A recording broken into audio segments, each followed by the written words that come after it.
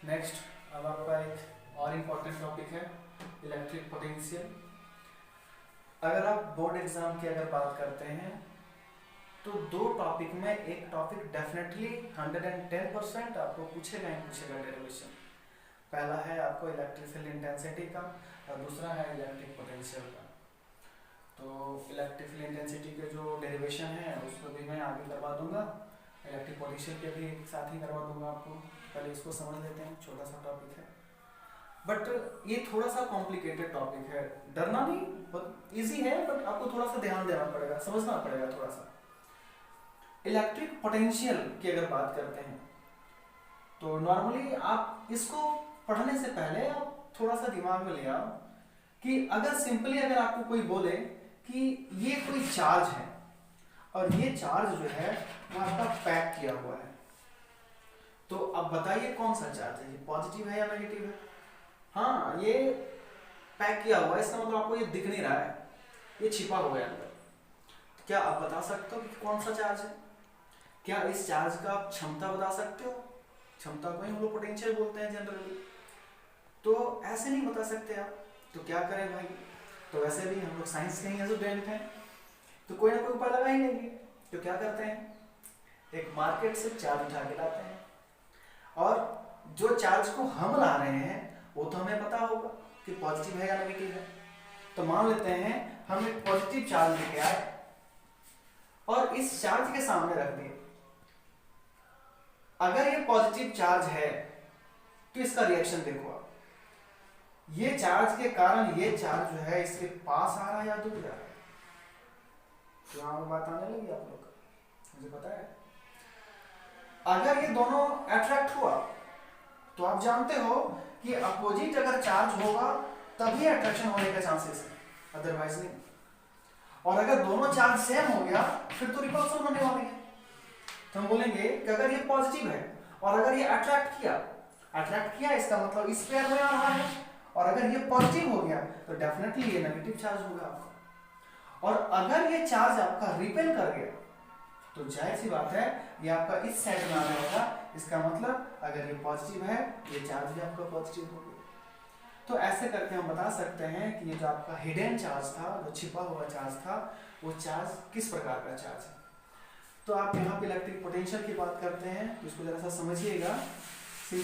आपने daily life जो है आपकी जिंदगी में आपने कभी ऐसा देखा होगा, कोई जगह पे अगर मान लेते हैं, एक छोटा सा एग्जांपल है, एक छोटी सी जगह पे आग जल रही है।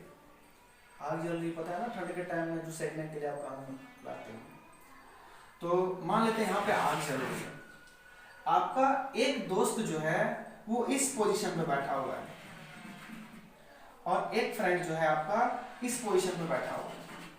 तो आप बताओ ये आग जो लगा हुआ है इसका हीट जो है वो ज्यादा कहाँ पे होगा, इस पोजीशन पे होगा या इस पोजीशन पे होगा।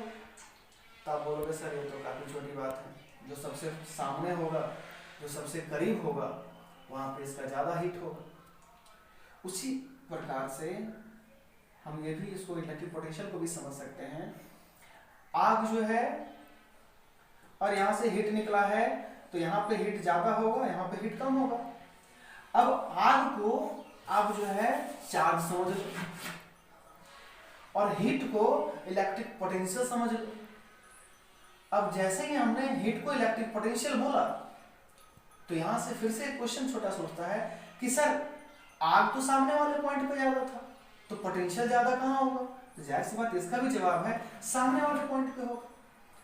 इसका मतलब है कि हम इस चार्ज का यहाँ पे इफेक्ट देख रहे हैं। तो जाहिर सी बात है चार्ज के इफेक्ट को ही हम लोग यहाँ पे जनरली आसान से शब्दों में बोल सकते हैं इलेक्ट्रिक पोटेंशियल। या फिर अगर आप बाय डेफिनेशन अगर आप बुक के नजरिए से देखना चाहते हो तो सिंपल हम इसको ऐसे भी लिख सकते हैं कि इलेक्ट्रिक पोटेंशियल को जनरली जो रिप्रेजेंट किया जाता है वो भी से रिप्रेजेंट किया जाता है, जो डेफिनेशन बोलता है कि एक चार्ज के द्वारा किए गए वर्क को हम लोग बोलते हैं इलेक्ट्रिक पोटेंशियल। एक चार्ज के द्वारा किए गए वर्क को हम लोग बोलेंगे इलेक्ट्रिक पोटेंशियल। सिंपल सा बात है। डेफिनेशन लिखना चाहते हो तो आपको तो मैंने बताया है डेफिनेशन डेफिनेशन कैसे लिखा जाता है, सीधे बोलिए, it is the ratio of work done to the charge, या फिर ऐसे भी बोल सकते हैं, work done per unit charge is called as electric potential. Simple है, आप आराम से डिसाइड कर सकते हो, आराम से डिफाइन कर सकते हो। वर्क है, चार्ज है, एक चार्ज के द्वारा किए गए काम को, एक चार्ज के द्वारा किए गए वर्क को ही हम लोग क्या बोल रहे हैं, इलेक्ट्रिक पोटेंशियल बोल रहे हैं। ऐसे करके डेफिनेशन में लिख सकते हो। अगर इसका अगर एक क्वांटिटी बन चुका है, अच्छा आप यहाँ से बताओ क्या ये फिजिकल क्वांटिटी है, तो बोलोगे सर ये तो जाहिर सी बात है फिजिकल क्वांटिटी है, क्योंकि फार्मूला है, तो जाहिर सी बात है उसको हम यहाँ से मेजर कर सकते हैं, इसका कुछ ना कुछ वैल्यू आएगा, और जो क्वांटिटी को हम लोग मेजर कर सकते हैं वो फिजिकल क्वांटिटी है आपका। तो हम यहाँ पे बोलेंगे सर यूनिट क्या लिखा जाए इसका, तो आप जानते हो वर्क है, तो वर्क का क्या लिखेंगे बाबू, तो जूल लिखा जाता है ना, या फिर जूल लिखा जाता है, जूल लिखा जाता है, ठीक है, जूल बोलते हैं इसको। और ये चार्ज है, तो इसको क्या बोल देंगे हम लोग, कूलाम बोल देंगे, यानी जूल पर coulomb is the unit of electric potential. और अगर आप इंटरेस्टेड हैं इसका डायमेंशनल फार्मूला लिखने के लिए, तो कुछ नहीं, वर्क का तो आपको पता है क्या होता है भाई,